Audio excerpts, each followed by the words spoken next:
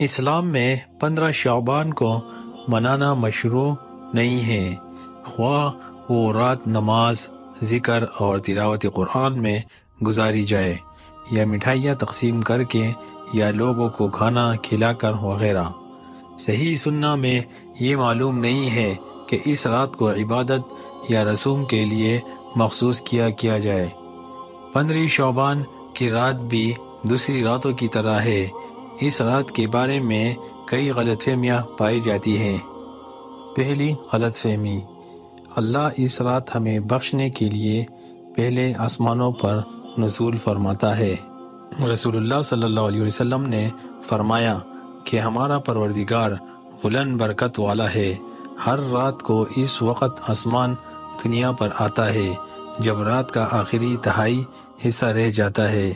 وہ کہتا ہے، کوئی مجھ سے دعا کرنے والا ہے کہ میں اس کی دعا قبول کروں، کوئی مجھ سے مانگنے والا ہے کہ میں اسے دوں، کوئی مجھ سے بخشش طلب کرنے والا ہے کہ میں اس کو بخش دوں۔ دوسری غلط فہمی، یہ وہ رات ہے جس میں ہماری تقدیر، عمر اور رزق کا فیصلہ کیا جاتا ہے۔ بعض لوگوں کا خیال ہے کہ سورۃ دخان میں جس مبارک رات کا ذکر ہے، اس سے مراد 15 شعبان کی رات ہے، جب اللہ ہماری عمر، رزق اور تقدیر کا فیصلہ کرتا ہے۔ در حقیقت وہ ان چیزوں میں سے ہر ایک کے لیے 6 رکعتیں بھی پڑھتے ہیں، حالانکہ جو کچھ من گھڑت اور سنت سے بہت دور ہے، اور در حقیقت سورۃ دخان میں جس مبارک رات کا ذکر ہے وہ دراصل لیلۃ القدر کی طرف اشارہ کر رہی ہے جو رمضان میں آتی ہے۔ تفسیر ابن کثیر، سورۃ القدر۔ تیسری غلط فہمی، اعمال 15 شعبان کو دکھائے جاتے ہیں۔ رسول اللہ صلی اللہ علیہ وسلم نے فرمایا، پیر اور جمعرات کو اعمال دکھائے جاتے ہیں، اور میں پسند کرتا ہوں کہ میرے اعمال اس وقت دکھائے جائیں جب میں روزے سے ہوں۔ چوتھی غلط فہمی، 15 شعبان کے روزے کا خاص اور عظیم اجر ہے۔ نہ صرف 15 شعبان کو بلکہ ہر مہینے کی 13، 14، 15 تاریخ کو روزہ رکھنا مستحب ہے۔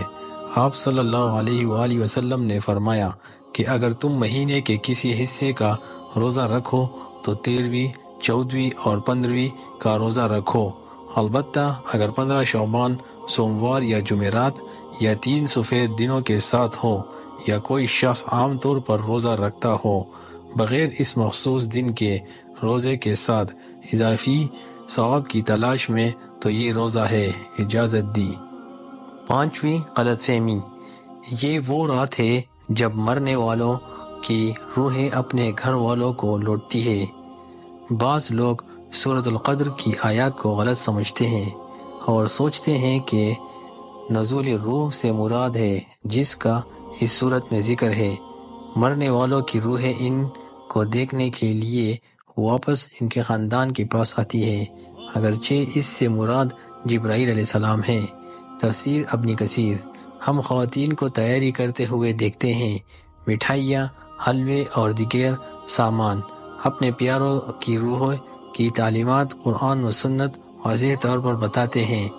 مرنے والوں کی روحیں دنیا میں واپس نہیں آتی، اس کے علاوہ وہ حلوے بھی نہیں کھاتے، یہ ہیں اصل میں جو آپ کھاتے ہیں۔